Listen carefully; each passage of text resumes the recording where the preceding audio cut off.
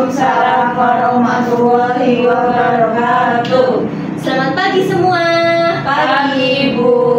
Oke, gimana kabar kalian hari ini? Alhamdulillah luar biasa. Allahu Akbar. Wah, sepertinya semangat semua ya. Meskipun berpuasa, tapi kita harus tetap semangat. Apalagi kita mau belajar matematika. Oke, sebelumnya Ibu akan memeriksa kesiapan kalian. Coba tengok kanan kiri, depan belakang, apakah ada sampah? Jika ada, minta tolong dibuang ke tempat sampah ya. Ya. Sudah bersih semua? Sudah, Bu. Oke, selanjutnya kalian siapkan alat tulis kalian. LKS, buku tulis, pulpen, dan lain sebagainya. Ibu harap diletakkan di atas meja semua. Dan HP diletakkan terlebih dahulu. Oke.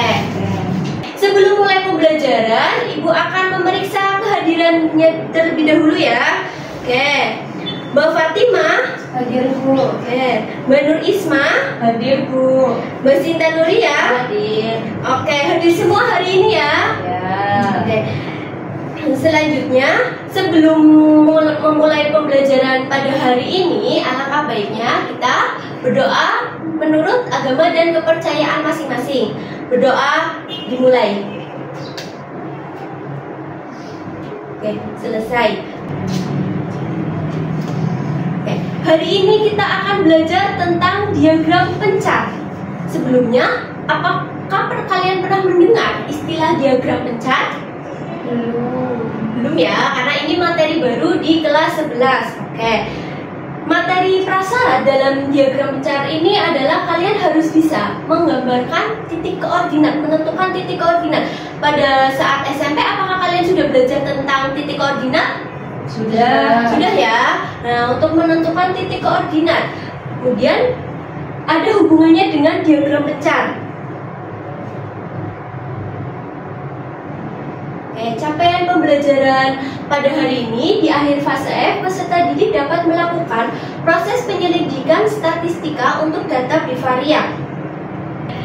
Tujuan pembelajaran hari ini melalui model pembelajaran problem based learning dengan pendekatan TARL dan CRT dengan metode diskusi kelompok dan tanya jawab, peserta didik diharapkan dapat menggambar diagram pencar dan menginterpretasikan diagram pencar, data bivariat, dan menentukan bentuk arah tren data dari diagram pencar dengan tepat dan benar.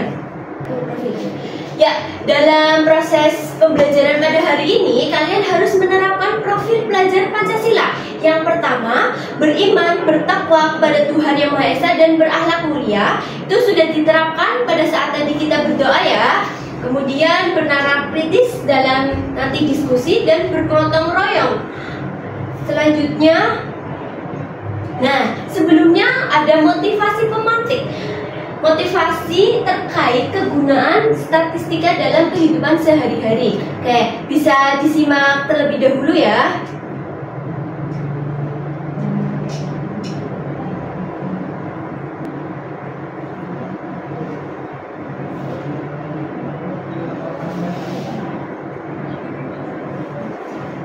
Setelah kalian melihat video motivasi tadi, apa saja sih kegunaan statistika dalam kehidupan sehari-hari? Ada yang mau jawab? Saya Bu. Oke, Mbak Sinta, silakan jawab Mbak Sinta, kegunaan statistika dalam kehidupan sehari-hari. Ya, tadi pada perkiraan cuaca, bidang olahraga, satunya itu adalah digital marketing. Oke, ternyata banyak sekali ya manfaat statistika yang kita tidak tahu sebelumnya. Oke, nah selanjutnya ada pertanyaan pemantik terkait materi diagram pencar pada hari ini, yaitu tadi kan Ibu sudah menyampaikan bahwa materi prasyarat sebelum belajar diagram pencar adalah belajar tentang titik koordinat. Nah, sekarang Ibu mau tanya, apa saja sih komponen dari titik koordinat tersebut? Ya, coba Mbak Isma, coba.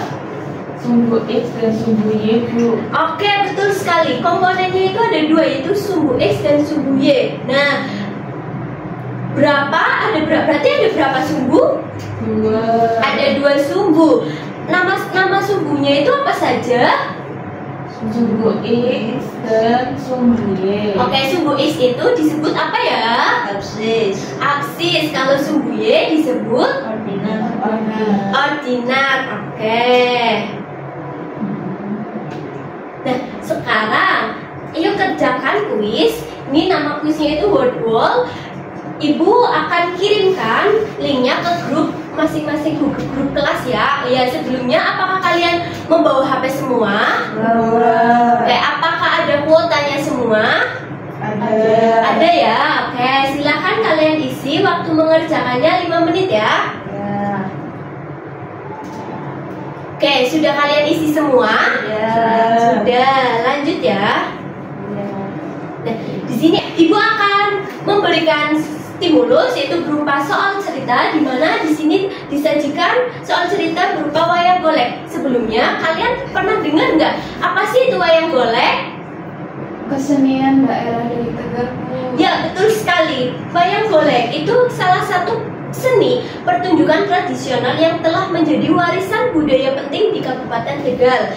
Pentas wayang golek Tegalan tidak hanya menghibur, tetapi juga memberikan pesan moral kepada penonton.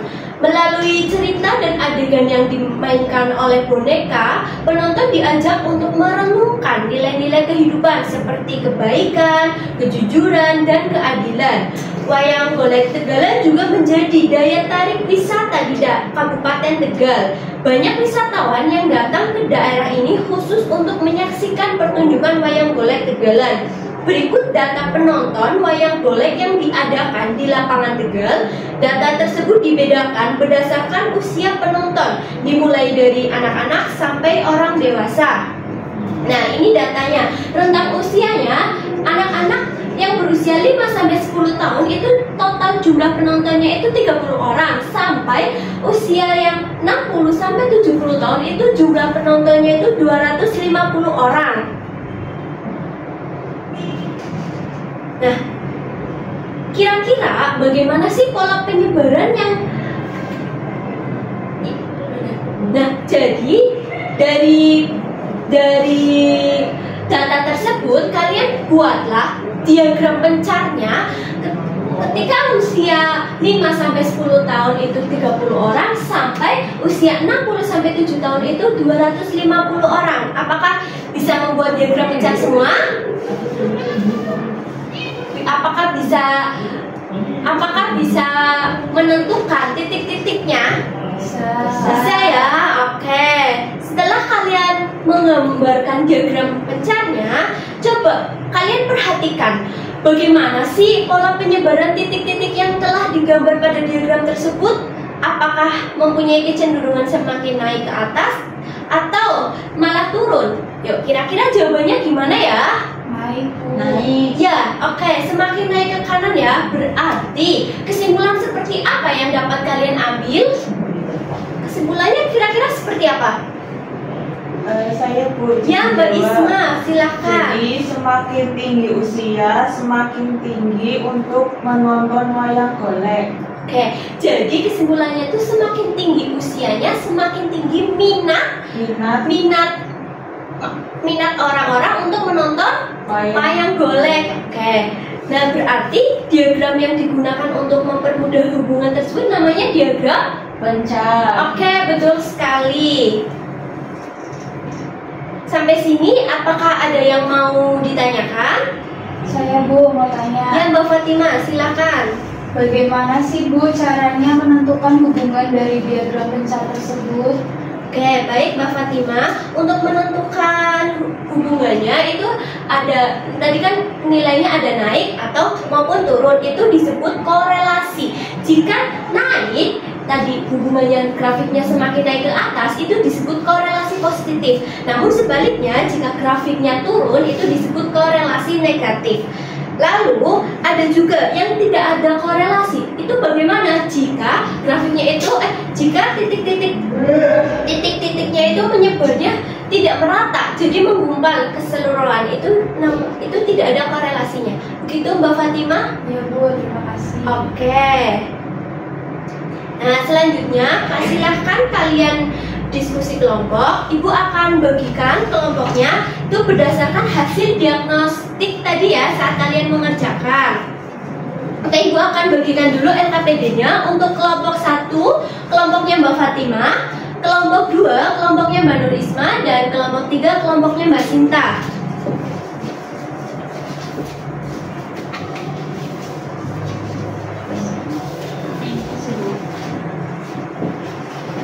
Oke, silahkan kalian kerjakan, tulis nama kelompok, kemudian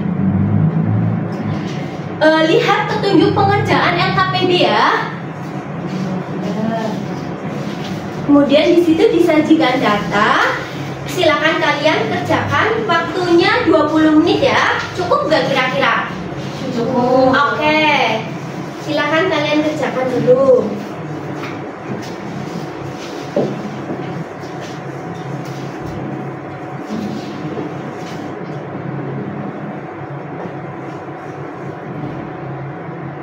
Apakah ada yang mau ditanyakan?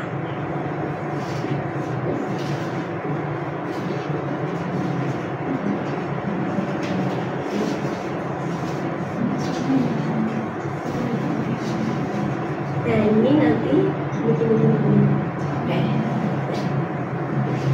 Oke.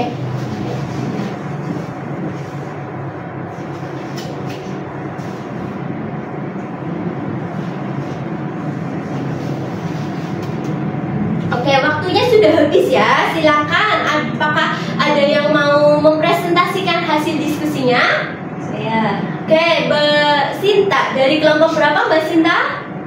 Kelompok 3. Oke, kelompok 3 ya Mbak Sinta. Silakan Mbak Sinta.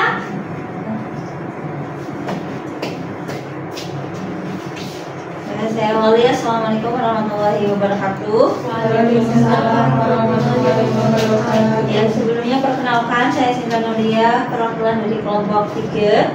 Sini saya akan mempresentasikan hasil kerja saya.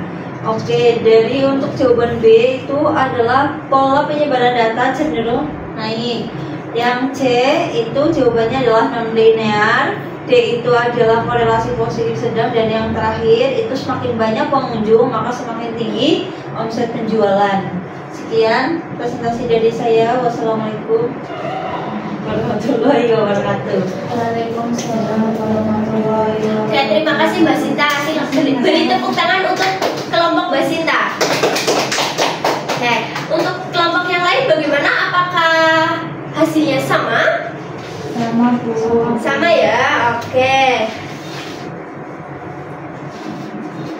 Setelah ini, Ibu akan berikan soal evaluasi terkait materi diagram pencar pada hari ini. Nah, nanti silakan kalian kerjakan soal evaluasi ini. Ibu harap bisa dikumpulkan hari ini juga ya. Nanti dikumpulkan pakai selembar kertas. Nanti Ibu akan bagikan soal evaluasi ini di WhatsApp group. Oke. Selanjutnya, nah ada refleksi pembelajaran.